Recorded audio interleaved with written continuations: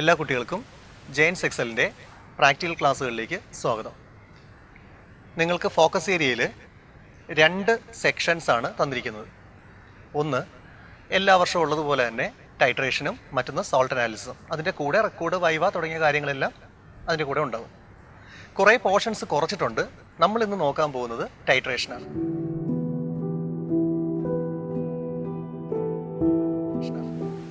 ആദ്യം നിങ്ങൾക്ക് തരുന്ന ഒരു ക്വസ്റ്റ്യൻ പാറ്റേൺ എങ്ങനെയായിരിക്കും നോക്കാം. ക്വസ്റ്റ്യൻ ഇങ്ങനെയായിരിക്കും. ഞാനിപ്പോൾ ഇവിടെ തന്നിരിക്കുന്നത് സോഡിയം ഹൈഡ്രോക്സൈഡിനെ എസ്റ്റിമേറ്റ് ചെയ്യുന്നതിൻ്റെ ക്വാണ്ടിറ്റി കണ്ടുപിടിക്കുന്ന മെത്തേഡാണ്. ടൈട്രേഷൻ എന്ന് പറയുന്നത് ഒരു ക്വാണ്ടിറ്റേറ്റീവ് അനാലിസിസ് ആണ്. അളവ് കൃത്യമായിട്ട് കണ്ടുപിടിക്കുന്ന ഒരു മെത്തേഡാണ്. നമുക്ക് നോക്കാം. Estimate the mass of NaOH per liter of the solution. You are provided with a standard solution of HCl containing 3.8 gram per liter. നിങ്ങൾ കണ്ടുപിടിക്കേണ്ടത് നിങ്ങൾക്കൊരു ചെറിയ കുപ്പിയിലോ മറ്റോ നിങ്ങൾക്കൊരു സോഡിയം ഹൈഡ്രോക്സൈഡ് എന്ത് വേണോ തരാം. സോഡിയം ഹൈഡ്രോക്സൈഡ് തന്നെ തരണമെന്നില്ല. ഞാനിപ്പോൾ ഈ ഒരു ക്വസ്റ്റ്യൻ എടുത്തുകൊണ്ട് ഇതാണ് ചെയ്യുന്നത്. എന്തെങ്കിലും നിങ്ങൾക്ക് അവിടെ തന്നിരിക്കും. ആ തന്നിരിക്കുന്നതിൽ എത്രയാണ് സോഡിയം ഹൈഡ്രോക്സൈഡ് ഉള്ളത്, എത്ര മാസാണുള്ളത്, അത് നിങ്ങൾ കണ്ടുപിടിക്കണം. ഇതാണ് നിങ്ങളുടെ ജോലി. അതിനുവേണ്ടി അത് ഹെൽപ്പ് ചെയ്യാനായിട്ട് നിങ്ങൾക്ക് തന്നിരിക്കുന്നത് HCl ആണ്. അതിൻ്റെ ക്വാണ്ടിറ്റി എത്രയാണ് തന്നിട്ട് 3.8 gram per liter. അതുകൊണ്ടാണ് ഇതിൻ്റെ സ്റ്റാൻഡേർഡ് സൊല്യൂഷൻ എന്ന് പറഞ്ഞിരിക്കുന്നത്. ഓക്കെ, നമുക്ക് ഇതെങ്ങനെയാണ് ചെയ്യുന്നത് എന്ന് നോക്കാം. ഇത് ചെയ്യാനായിട്ട് നമുക്ക് ആദ്യം എന്തൊക്കെ സാധനങ്ങളാണ് ആവശ്യമുള്ളതെന്ന് നോക്കാം. ടൈട്രേഷൻ ലാബിൽ ചെയ്യാനായിട്ട് ആവശ്യമായ അപ്പാരറ്റസ്. നമുക്കൊരു ബ്യൂററ്റ് വേണം. ഇതാണ് ബ്യൂററ്റ്. സാധാരണ ബ്യൂററ്റിൽ എടുക്കുന്ന ആസിഡാണ്. നിങ്ങൾക്ക് വേണമെങ്കിൽ ആൽക്കലിയോ അല്ലെങ്കിൽ ബേസ് വേണമെങ്കിൽ നിങ്ങൾക്ക് ബ്യൂററ്റിൽ എടുക്കാം. പിന്നെ നമുക്ക് ഒരു പിപ്പറ്റ് ആവശ്യമാണ്. ഇതാണ് പിപ്പറ്റ്. പിപ്പറ്റിൻ്റെ പ്രത്യേകത എന്ന് വെച്ചാൽ നിങ്ങൾക്ക് ഇപ്പോൾ പിപ്പറ്റ് സാധാരണ ഉപയോഗിക്കുന്ന പിപ്പറ്റ് നമ്മൾ പിപ്പ് ചെയ്തെടുക്കുന്ന അത് ഉപയോഗിക്കാനായിട്ട് ബുദ്ധിമുട്ടുണ്ടായിരിക്കും. കാരണം കോവിഡ് സീസൺ ആയതുകൊണ്ട് തന്നെ പല സ്കൂളുകളിലും നമുക്ക് അങ്ങനെയുള്ള പിപ്പറ്റ് ഉപയോഗിക്കാനായിട്ട് ഈ ടൈപ്പ് പിപ്പറ്റ് ഉപയോഗിക്കാനായിട്ട് അവർ സമ്മതിക്കാറില്ല. അങ്ങനെയാണെങ്കിൽ നിങ്ങൾക്ക് മറ്റേതെങ്കിലുമൊക്കെ മെത്തേഡ് ഞാൻ ഒരെണ്ണം നമുക്ക് നോക്കാം. ഈ ടൈപ്പ് പിപ്പറ്റ് നിങ്ങൾക്ക് ഉപയോഗിക്കാൻ പറ്റും. ഇതാകുമ്പോൾ നിങ്ങൾക്ക് മൗത്ത് യൂസ് ചെയ്യാതെ ഉപയോഗിക്കാൻ പറ്റുന്ന പിപ്പറ്റാണ്. ഇത് നിങ്ങൾക്ക് വേണമെങ്കിൽ ഉപയോഗിക്കാം. അപ്പോൾ നിങ്ങളുടെ ടീച്ചർ എങ്ങനെ പറയുന്നു അതുപോലെ. ഇനി പിപ്പറ്റ് പിടിക്കേണ്ട രീതി നമുക്ക് അതിൽ കാണാൻ പറ്റും. അത് പറയുന്നുണ്ട്, പിന്നാലെ നോക്കാം. പിന്നെ നമുക്ക് ആവശ്യമെന്ന് പറയുന്നത് നിങ്ങൾക്ക് തന്നിരിക്കുന്ന സൊല്യൂഷനാണ്. നിങ്ങൾക്ക് ടെസ്റ്റ് ചെയ്യാനായിട്ട് തരുന്ന സൊല്യൂഷനാണിത്. ഓക്കെ, നമുക്ക് നോക്കാം. First one testing solution apparatus. Test ചെയ്യാനായിട്ടൊരു സൊല്യൂഷൻ തന്നിരിക്കും. രണ്ടാമത്തേത് ബ്യൂററ്റ്, മൂന്നാമത്തേത് പിപ്പറ്റ്, അടുത്തത് ഒരു സ്റ്റാൻഡേർഡ് ഫ്ലാസ്ക് വേണം. ഇതാണ് സ്റ്റാൻഡേർഡ് ഫ്ലാസ്ക്. ഇത് എങ്ങനെയാണ് ഉപയോഗിക്കുന്നതെന്നൊക്കെ നമുക്ക് വീഡിയോയിൽ ബാക്കി പറയുന്നുണ്ട്. നെക്സ്റ്റ് നമുക്ക് ഫണൽ ആവശ്യമാണ്. ദെൻ ഒരു കോണിക്കൽ ഫ്ലാസ്ക് വേണം. പിന്നെ അതുപോലെ തന്നെ ഒരു ഗ്ലാസ് റോഡ് ആവശ്യമാണ്. ദെൻ ആസിഡ് അല്ലെങ്കിൽ ബേസ് എന്താണോ നമുക്ക് ടെസ്റ്റ് ചെയ്യാനായിട്ട് തരുന്നതും പിന്നെ അതുപോലെ തന്നെ അതിനെ സഹായിക്കാനായിട്ട് തരുന്നതും. അത് നമുക്ക് ആസിഡ് അല്ലെങ്കിൽ ബേസ് ആവശ്യമാണ്. പിന്നെ ഒരു ഇൻഡിക്കേറ്റർ ആവശ്യമാണ്. കാരണം ആസിഡിനും ബേസിനും ഒന്നും കളറില്ല. അതുകൊണ്ട് തന്നെ കളർ ഐഡൻറ്റിഫൈ ചെയ്യാൻ വേണ്ടിയിട്ട് ഒരു ഇൻഡിക്കേറ്ററും നമുക്ക് ആവശ്യമാണ്. നമ്മളത് ഉപയോഗിക്കുന്ന ഫിനോഫ്തലീനാണ്. നിങ്ങൾക്ക് അല്ലെങ്കിൽ മിഥൈൽ ഓറഞ്ചും യൂസ് ചെയ്യാം. ഓക്കെ, അപ്പോൾ നമ്മൾ ലാബിലേക്ക് ചെന്ന് കഴിഞ്ഞാൽ ആദ്യം ചെയ്യേണ്ട കാര്യം നമുക്ക് തന്നിട്ടുള്ള ഈ ഡിവൈസുകൾ അല്ലെങ്കിൽ എക്യുപ്മെൻറ്റ്സ് കംപ്ലീറ്റ് വാഷ് ചെയ്യുക എന്നുള്ളതാണ്. വൃത്തിയാക്കി എടുക്കുക. മുൻപ് ഉപയോഗിച്ചിരുന്നവരൊക്കെ ഒരുപക്ഷെ അതിനകത്ത് മറ്റേ ആസിഡോ ബേസോ ഒക്കെ പറ്റി പിടിപ്പിച്ച് വെച്ചിട്ടുണ്ടായിരിക്കാം. അപ്പോൾ അതുകൊണ്ട് തന്നെ നമ്മളതിനെ വാഷ് ചെയ്യണം. പിന്നെ നമുക്ക് ഇപ്പം നമ്മൾ പിപ്പറ്റാണ് എടുക്കുന്നതെങ്കിൽ പിപ്പറ്റിൽ സാധാരണ നമ്മൾ പിപ്പ് ചെയ്തെടുക്കുന്നത് നമ്മൾ വലിച്ചെടുക്കുന്നത് ബേസിനെയാണ്, ആൽക്കലിയാണ് വലിച്ചെടുക്കുന്നത്. അപ്പോൾ അതുകൊണ്ട് തന്നെ ആ ബേസ് ഉപയോഗിച്ചിട്ട് ഇതിനെ വാഷ് ചെയ്യണം. അതിന് പറയുന്ന പേര് റിൻസിങ് എന്നാണ്. റിൻസ് ചെയ്യുക എന്ന് പറയും. അപ്പോൾ നമ്മൾ റിൻസ് ചെയ്യുക. അതുപോലെ തന്നെ ബ്യൂററ്റ് ആയാലും നമുക്ക് ഇപ്പോൾ ബ്യൂററ്റിൽ ആസിഡാണ് എടുക്കുന്നതെങ്കിൽ ആസിഡ് ഉപയോഗിച്ച് കഴുകിയൊക്കെ എടുക്കുക. നിങ്ങളുടെ അറിയാൻ വേണ്ടിയിട്ട് പറയുന്നതാണ്. സാധാരണ ഇതൊക്കെ ചെയ്താൽ നിങ്ങൾക്ക് ബെറ്റർ റിസൾട്ട് കിട്ടും. ഓക്കെ, നിങ്ങൾക്ക് തന്നിരിക്കുന്ന ആസിഡിനെ ഒരു ബീക്കറിലാണ് തന്നിരിക്കുന്നത്. ഈ ആസിഡിനെ ഈ ബ്യൂററ്റിലേക്ക് മാറ്റുക. ബ്യൂററ്റ് നോക്കിക്കഴിഞ്ഞാൽ നമുക്കറിയാം 0 മുതൽ 50 വരെ മാർക്കിങ്സ് കാണും. 0 മുതൽ 50 വരെ കാണും. ഓക്കെ, അതിൽ 0 വരെ എത്തുന്ന രീതിയിൽ നമുക്കിതിനെ ഒന്ന് നിറയ്ക്കാം. അതിന് വേണ്ടിയിട്ട് നിങ്ങളൊരു ഫണൽ യൂസ് ചെയ്യുക. ഫണൽ യൂസ് ചെയ്തിട്ട് നമുക്കിതിനെ കംപ്ലീറ്റ് ഇതിലേക്ക് നിറയ്ക്കാം. അടയ്ക്കാൻ മറന്നു പോകരുത്.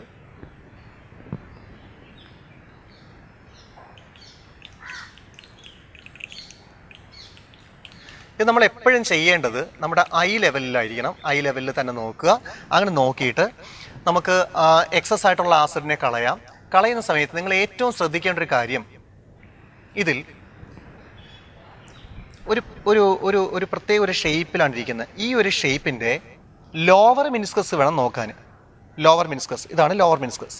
അപ്പോൾ ലോവർ മിനിസ്കസ് 0-ൽ ടച്ച് ചെയ്തിരിക്കണം. ഇതായിരിക്കണം എപ്പോഴും നോക്കേണ്ടത്. നമ്മുടെ ഐ ലെവലിൽ വേണം നോക്കാൻ. ഓക്കെ, എന്നിട്ട് നമുക്കതിനെ സ്റ്റാൻഡിലേക്ക് വയ്ക്കാം.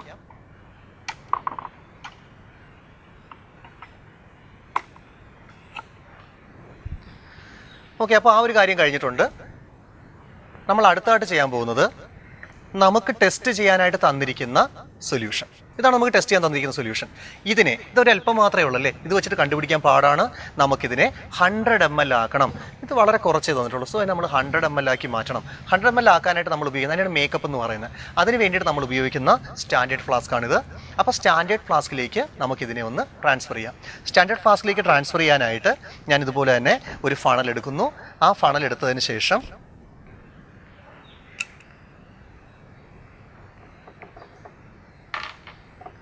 ഇതിനെ സ്റ്റാൻഡേർഡ് ഫ്ലാസ്കിലേക്ക് മാറ്റുന്നു.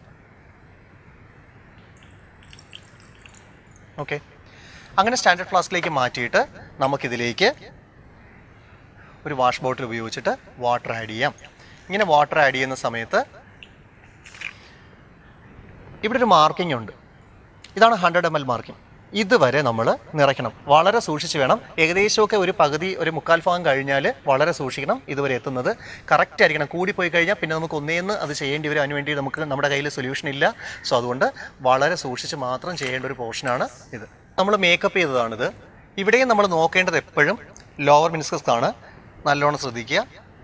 അപ്പോൾ ഇത് വളരെ ശ്രദ്ധിച്ച് നമ്മൾ ഇതുവരെ ആക്കിയതിന് ശേഷം അടയ്ക്കുക. അടച്ചതിന് ശേഷം ഇപ്പോൾ ഇതിനകത്ത് കോൺസെൻട്രേഷൻ യൂണിഫോം ആയിട്ടല്ല കിടക്കുന്നത്. അപ്പോൾ അതുകൊണ്ട് തന്നെ നമുക്ക് ഇതിനെ ഒന്ന് ഇങ്ങനെ ആക്കുന്ന സമയത്ത് തന്നെ അതിൻ്റെ കോൺസെൻട്രേഷൻ എല്ലാം കറക്റ്റായിട്ട് വരും. ഓക്കെ, സോ ഇത് നമുക്ക് കിട്ടിയ സൊല്യൂഷൻ, നമുക്ക് ടീച്ചർ തന്ന സൊല്യൂഷനെ നമ്മൾ 100 ml ആയിട്ട് സ്റ്റാൻഡേർഡ് ഫ്ലാസ്ക് ഉപയോഗിച്ചിട്ട് മേക്കപ്പ് ചെയ്ത് വെച്ചിരിക്കുന്നതാണ്. ഓക്കെ, അപ്പോൾ നമ്മൾ 2 കാര്യങ്ങളെ ചെയ്തുള്ളൂ. നമ്മൾ ഇത്രയും നേരം ചെയ്ത 2 കാര്യം. നമ്മുടെ ബ്യൂററ്റിൽ ആസിഡ് നിറച്ചു 0 വരെ. പിന്നെ അതുപോലെ തന്നെ നമ്മുടെ സ്റ്റാൻഡേർഡ് ഫ്ലാസ്ക് എടുത്ത് അതിലേക്ക് നമുക്ക് ടെസ്റ്റ് ചെയ്യാൻ തന്ന സൊല്യൂഷനെ 100 ml ആയിട്ട്, അതായത് ആ സൊല്യൂഷൻ ഒഴിച്ചു, എന്നിട്ട് വാട്ടർ കൂടെ ആഡ് ചെയ്തിട്ട് 100 ml ആക്കി വെച്ചിരിക്കുകയാണ്. ഓക്കെ, ഇനി നമുക്ക് അടുത്തായിട്ട് ചെയ്യേണ്ടത് നിങ്ങളിപ്പോൾ മേക്കപ്പ് ചെയ്തെടുത്തിരിക്കുന്ന ഇതിൽ നിന്നും 20 ml ടിപ്പ് ചെയ്തെടുക്കുക.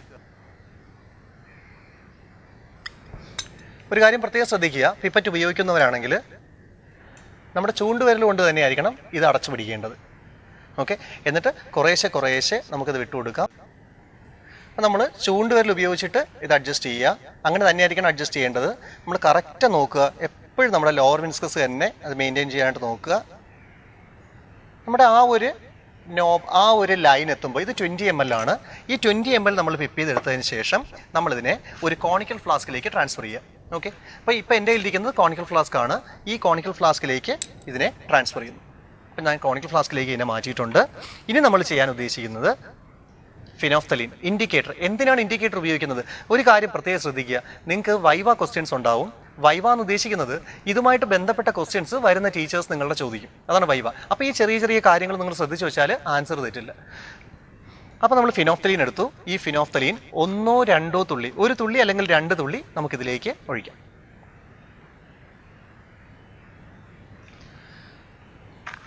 അപ്പോൾ ഞാൻ 2 തുള്ളി ഇതിലേക്ക് കൊടുത്തിട്ടുണ്ട്. ഇനി നമുക്കിതിനെ ആസിഡുമായിട്ട് ചേർത്ത് ടൈട്രേറ്റ് ചെയ്യാം.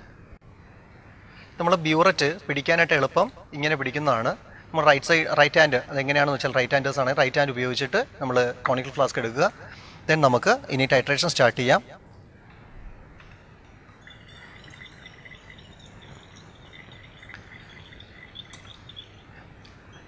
ആക്ച്വലി നിങ്ങൾ ഓരോ പോർഷനും ശ്രദ്ധിച്ച് വേണം പോകാൻ. ഇപ്പോൾ നമുക്കറിയാം ഓൾമോസ്റ്റ് ഒരു 15 to 25 നമുക്ക് ആൻസർ കിട്ടുമെന്നറിയാം. അതുകൊണ്ട് തന്നെ ഇത്തിരി സ്പീഡിന് കൊണ്ടുപോകുന്നതാണ്. എങ്കിലും നിങ്ങൾ ഓരോ പോർഷനും ശ്രദ്ധിച്ച് വേണം ചെയ്യാൻ.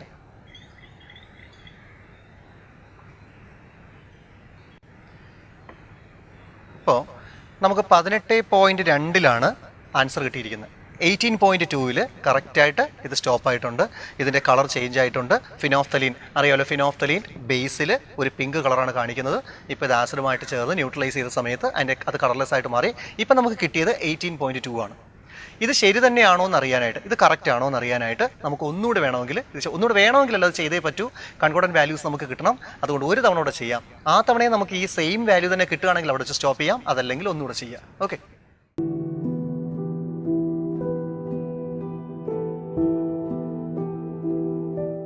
അപ്പോൾ നമ്മൾ ടൈട്രേഷൻ എങ്ങനെയാണ് ചെയ്യുന്നതെന്ന് പഠിച്ചു. ആക്ച്വലി ഈ ഒരു 8 സ്റ്റെപ്പിൽ ടൈട്രേഷൻ കംപ്ലീറ്റ് ആവും. ടൈട്രേഷൻ എങ്ങനെയാണ് ചെയ്യേണ്ടതെന്ന് അറിയാത്ത കുട്ടികൾക്ക് ഈ ഒരു 8 സ്റ്റെപ്പ് മാത്രം പഠിച്ചാൽ മതിയാവും. അതുകൊണ്ട് തന്നെ ഇത് കംപ്ലീറ്റ് ആവും. പക്ഷേ എന്നിട്ടും എന്തുകൊണ്ട് നമ്മൾ ഇത്രയും ഡീറ്റെയിൽഡ് ആയിട്ട് പറഞ്ഞു എന്ന് ചോദിച്ചാൽ, നിങ്ങൾക്ക് വൈവയുണ്ട്. വൈവയ്ക്ക് ഓരോ ഡിവൈസും അല്ലെങ്കിൽ ഓരോ എക്യുപ്മെൻറ്റും എന്തിനാണ് ഉപയോഗിക്കുന്നതെന്നോ മറ്റോ ക്വസ്റ്റ്യൻ വന്നാൽ നിങ്ങൾക്ക് ഡീറ്റെയിൽഡ് ആയിട്ട് പറഞ്ഞു കൊടുക്കാൻ പറ്റും. അതുകൊണ്ട് ഡീറ്റെയിൽഡ് പറഞ്ഞ്, അല്ലെങ്കിൽ നിങ്ങൾ ഇത്ര മാത്രം പഠിച്ചാൽ മതിയാവും. പിന്നെ കാൽക്കുലേഷനും. ഓക്കെ, എന്താ ചെയ്യുന്നതെന്ന് നോക്കാം. ചെന്ന ഉടനെ നമ്മൾ എന്ത് ചെയ്യണം? വാഷ് ചെയ്യണം, അല്ലെങ്കിൽ റിൻസ് ചെയ്യണം. പിന്നെ നമ്മുടെ അപ്പാരറ്റസ് എല്ലാം വാഷ് ചെയ്യുക. ദെൻ ബ്യൂററ്റിൽ ആസിഡ്, നമ്മളിവിടെ എടുത്തത് ഹൈഡ്രോക്ലോറിക് ആസിഡാണ്. സോ HCl ഫില്ല് ചെയ്യുക. പിന്നെ നമ്മുടെ കയ്യിലുള്ള NaOHനെ 100 ml ആയിട്ട് മേക്കപ്പ് ചെയ്യുക. കുറച്ചല്ലേ ഉള്ളതുകൊണ്ട് 100 ml ആയിട്ട് മേക്കപ്പ് ചെയ്യുക. അതിനുവേണ്ടി നമുക്ക് സ്റ്റാൻഡേർഡ് ഫ്ലാസ്ക് യൂസ് ചെയ്യാം. ദെൻ അതിൽ നിന്ന് 20 ml പിപ്പ് ചെയ്തെടുത്ത് നമ്മൾ കോണിക്കൽ ഫ്ലാസ്കിലേക്ക് ഇടുക. എന്നിട്ട് അതിൽ ഇൻഡിക്കേറ്റർ ആഡ് ചെയ്യുക, ഫിനോഫ്തലിൻ. ഇൻഡിക്കേറ്റർ ആഡ് ചെയ്യുമ്പോഴത്തേക്ക് ഒരു പിങ്ക് കളർ നമുക്ക് അവിടെ കിട്ടും. പിന്നെ അതിനെ ടൈട്രേറ്റ് ചെയ്യുക. ടൈട്രേറ്റ് ചെയ്യുന്ന സമയത്ത് നമുക്ക് ഒരു എൻഡ് പോയിന്റ് കിട്ടും. ഓക്കെ, എന്നിട്ട് നമ്മൾ കൺകോർഡൻറ്റ് വാല്യൂസ് കിട്ടാൻ വേണ്ടിയിട്ട് ഇത് റിപ്പീറ്റ് ചെയ്യുക. അപ്പോൾ ഇങ്ങനെ ചെയ്യുന്ന സമയത്ത് നമുക്ക് ആക്യുറേറ്റ് ആയിട്ടുള്ള ഒരു വാല്യൂ കിട്ടും. ഈ വാല്യൂ കിട്ടിക്കഴിഞ്ഞാൽ നമുക്ക് പിന്നെ ഈ വാല്യൂ വെച്ചിട്ട് നമുക്കിപ്പോൾ കിട്ടുന്നത് HClൻ്റെ വാല്യൂ ആണ്. വോളിയം എത്രയാണെന്ന് കിട്ടും. അത് കിട്ടിക്കഴിഞ്ഞാൽ നമുക്ക് കാൽക്കുലേഷൻസ് സ്റ്റാർട്ട് ചെയ്യാം. നമുക്ക് കാൽക്കുലേഷൻ സ്റ്റാർട്ട് ചെയ്യാം. അതിന് മുന്നേ നമുക്ക് ഒരു ടേബിൾ വേണം. ഈ ടേബിൾ നിങ്ങളെല്ലാവരും വരച്ച് കാണിക്കേണ്ടതാണ്. അപ്പോൾ നമുക്ക് ടേബിൾ ആദ്യം നമുക്ക് സീരിയൽ നമ്പർ 1, 2 നമ്മൾ 3 തവണയാണ് ചെയ്യുന്നതെങ്കിൽ 3 വേണം. ഓക്കെ, ഇവിടെ നമുക്ക് 2 തവണ ചെയ്തപ്പോൾ തന്നെ കറക്റ്റ് ആൻസർ കിട്ടിയത്, സെയിം വാല്യൂസ് കിട്ടിയതുകൊണ്ട് നമ്മൾ അവിടെ സ്റ്റോപ്പ് ചെയ്തു. ദെൻ സീരിയൽ നമ്പർ കൊടുത്തു. NaOHൻ്റെ വോളിയം അല്ലേ, നമ്മൾ എടുത്തത് 20 ml ആണ്. പിപ്പ് ചെയ്തെടുത്തത് 20 ml ആണ്. പിന്നെ ബ്യൂററ്റ് റീഡിങ്, ബ്യൂററ്റിലുള്ള റീഡിങ് തുടക്കത്തിൽ 0 ആയിരുന്നു. അവസാനം നമുക്ക് 18.2 ആയപ്പോൾ എൻഡ് പോയിന്റ് കിട്ടിയത്, കളർ ചേഞ്ച് കണ്ടു. രണ്ടാമത് ചെയ്തപ്പോഴും അത് തന്നെ കിട്ടിയതുകൊണ്ട് അത് തന്നെയായിരിക്കും അതിൻ്റെ വാല്യൂ. അപ്പം HClൻ്റെ വാല്യൂ നമുക്ക് കിട്ടി 18.2. ഇനി നമുക്ക് കാൽക്കുലേഷൻസ് സ്റ്റാർട്ട് ചെയ്യാം. ഓക്കെ, അപ്പോൾ നമ്മൾ കാൽക്കുലേഷൻ സ്റ്റാർട്ട് ചെയ്യുകയാണ്. ആദ്യമായിട്ട് mass per litre of HCl ക്വസ്റ്റ്യനിൽ തന്നിട്ടുണ്ട്. ഇത് മുതൽ എല്ലാവരും ശ്രദ്ധിക്കുക. കാരണം ഇത്രയും കാര്യങ്ങൾ എല്ലാവർക്കും ചെയ്യാൻ അറിയാമെങ്കിലും കാൽക്കുലേഷനിലാണ് പലരും തെറ്റിക്കുന്നത്. കാൽക്കുലേഷൻ ശ്രദ്ധിക്കുക. Mass per litre of the HCl തന്നിട്ടുണ്ട് 3.8 ഗ്രാം ആണെന്ന് ക്വസ്റ്റ്യനിൽ തന്നിട്ടുണ്ട്. സോ അത് നമുക്ക് എഴുതാം. Equivalent mass of HCl 36.5 gram. ഹൈഡ്രജൻ്റെ 1ഉം ക്ലോറിൻ്റെ 35.5ഉം കൂടെ ആഡ് ചെയ്യുമ്പോൾ അതിൻ്റെ മാസുകൾ ആഡ് ചെയ്യുമ്പോൾ നമുക്ക് ഇക്വലന്റ് മാസ് കിട്ടും. 36.5 ഗ്രാം എന്ന് കിട്ടും. ദെൻ നോർമാലിറ്റി കാണാൻ പോവാണ്. HClൻ്റെ നോർമാലിറ്റി അത് നമ്മൾ N1 എന്നാണ് പറയുന്നത്. HClൻ്റെ നോർമാലിറ്റി കണ്ടു. നോർമാലിറ്റി കാണാനുള്ള ഫോർമുല അവിടെ തന്നിട്ടുണ്ട്. Mass per litre by equivalent mass. Mass per litre തന്നിട്ടുണ്ട്, ഇക്വലന്റ് മാസ് തന്നിട്ടുണ്ട്. നമുക്ക് വാല്യൂ ഞാൻ അവിടെ ചെയ്തിട്ടുണ്ട്. വാല്യൂ നമുക്ക് 0.1041 എന്ന് കിട്ടും. ഓക്കെ, നിങ്ങൾക്ക് കിട്ടുന്നത് ഏതാണോ ക്വസ്റ്റ്യൻ അതനുസരിച്ച് വാല്യൂ കണ്ടുപിടിക്കുക. Next volume of HCl. നമ്മൾ ആദ്യം കണ്ടുപിടിച്ചത് HClൻ്റെ നോർമാലിറ്റിയാണ്, അത് N1. അടുത്തത് HClൻ്റെ വോളിയം നമുക്ക് കിട്ടിയതല്ലേ, വോളിയം ആ എൻഡ് പോയിന്റ് 18.2.